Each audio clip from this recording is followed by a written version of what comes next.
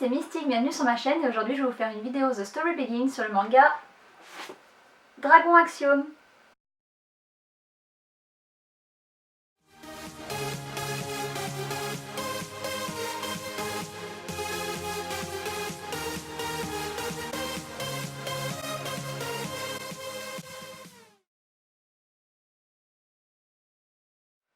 Donc le manga Dragon Axiom, je fais une présentation de ce manga suite à ma vidéo haul de juin 2016 où Camille Robinson et Théotaku m'avaient demandé si c'était possible que je le présente. Donc voici cette petite vidéo.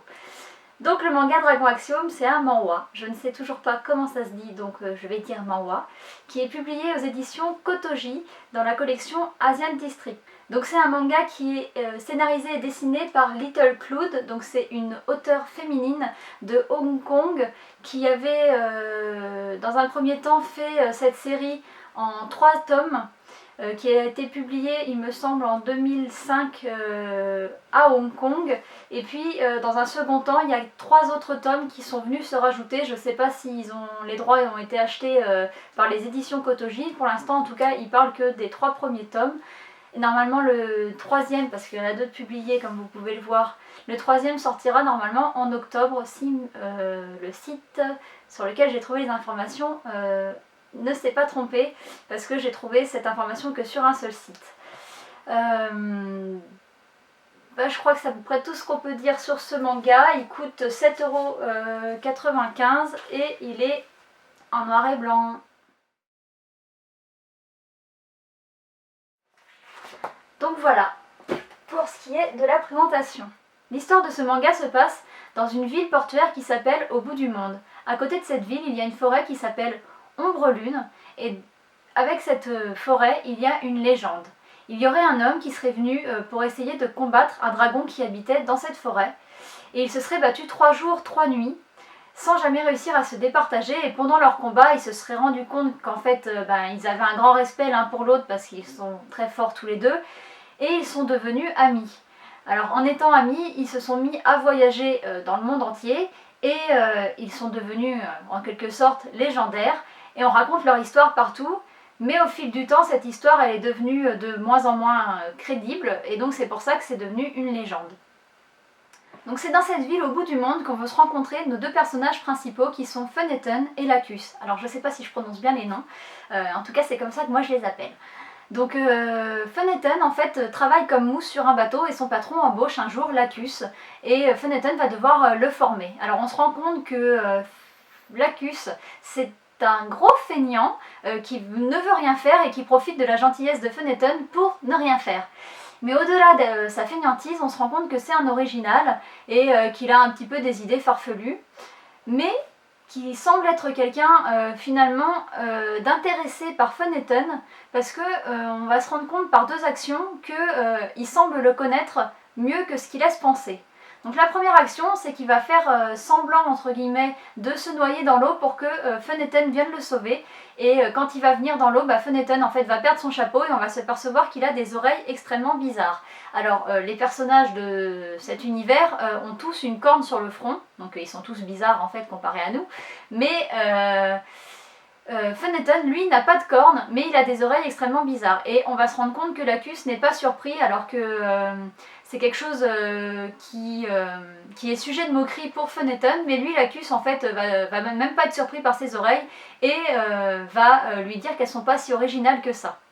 La deuxième action, c'est un peu plus tard, il y a Phoeneten qui va inviter Lacus à manger chez lui, et au moment d'aller se coucher, en fait, Lacus va faire semblant de dormir et il va se relever une fois que Phoeneten sera couché et il va essayer de l'attaquer. Alors on se doute qu'il ne l'attaque pas vraiment pour lui faire mal, mais surtout pour savoir si il utilise de la magie, et effectivement Phoeneten utilise une magie pour se protéger, et donc en fait de toute manière il a comme un bouclier autour de lui, même s'il s'endort en présence d'un inconnu, puisque en fait ils se connaissent juste de la journée quoi, et il ne peut pas se faire attaquer, et donc c'est pour ça qu'il ne prend pas spécialement de précautions concernant Lacus.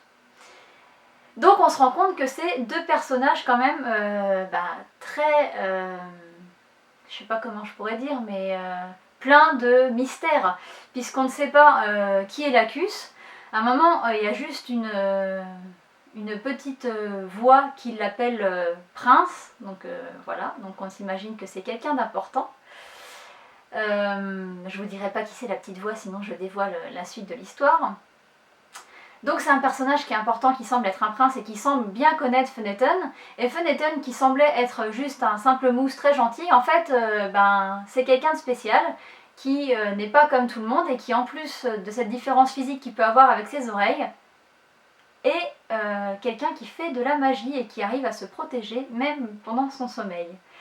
Et donc c'est les aventures de ces deux personnages qui vont devenir camarades qu'on va suivre dans ce manga, puisqu'on va se rendre compte que la légende que je vous ai racontée au début est liée à ces deux personnes, bien plus qu'on semble le penser. Notamment, il semblerait que le monsieur de la légende soit le papa de Fenneton. Et donc j'arrête là mon résumé pour ne pas vous spoiler la suite, comme d'habitude. Donc en ce qui concerne mon avis, alors au début du manga, je dois avouer que j'ai eu du mal à me mettre dedans, à le lire. Alors c'est pas du tout lié au dessin, parce que je trouve que les dessins ils sont beaux, ils sont bien travaillés et ils sont un peu originaux comparé aussi à ce qui se fait dans le manga. Donc j'avais un peu dit ça sur Stravaganza, mais je trouve que là aussi ils sont un petit peu différents. Donc c'est peut-être parce que c'est pas un auteur japonais, je ne sais pas. En tout cas c'est pas du tout les dessins qui m'ont empêché de me mettre dedans, mais je trouve que l'histoire au début elle a du mal à s'installer. Enfin, en fait, elle a du mal à s'installer, en même temps elle s'installe très vite. Ça veut dire qu'on ne sait pas qui sont ces personnages, etc. Et ça a un peu du mal à partir, enfin, c'est mon avis, hein.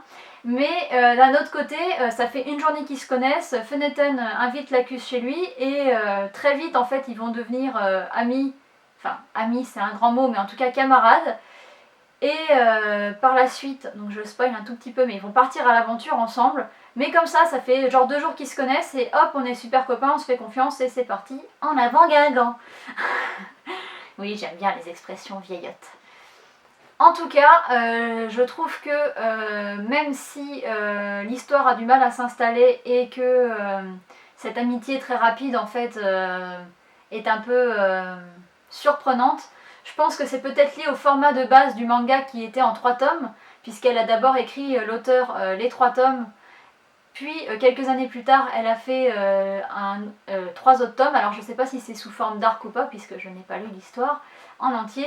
Mais en tout cas, peut-être que y a la nécessité qu'ils deviennent vite amis, puisqu'il n'y avait que 3 tomes, et donc il faut quand même que l'histoire parte vite. En tout cas, ça soulève quand même pas mal de questions, ce tome 1. Et on a envie de savoir qu'est-ce qui va se passer. Donc voilà, mon avis il est un petit peu mitigé parce que c'est quand même pas le manga de l'année, c'est pas le meilleur manga que j'ai lu, mais pour 3 tomes quand même, pour l'instant ça reste vachement raisonnable et l'histoire, en tout cas semble bien partir. Donc on verra si ça se termine abruptement ou pas.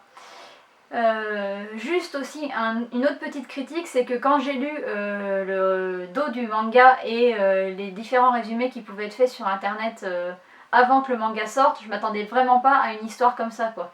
Donc je pense que aussi j'ai été un petit peu déçue de comment partait l'histoire et c'est peut-être pour ça que j'ai eu aussi du mal à me mettre dans le manga. Mais heureusement j'ai réussi à m'y mettre, voilà, même si je suis bon public et qu'il y a peu de mangas que j'aime pas, je sais que tout le monde ne va pas partager mon avis, mais en tout cas moi je l'ai quand même bien aimé, ça c'est pas un coup de cœur, mais je trouve qu'il se laisse quand même bien lire. Donc voilà, donc j'espère que mon avis vous aura satisfait et que cette vidéo vous aura plu. Puis je vous dis à bientôt dans une prochaine vidéo. Bye bye!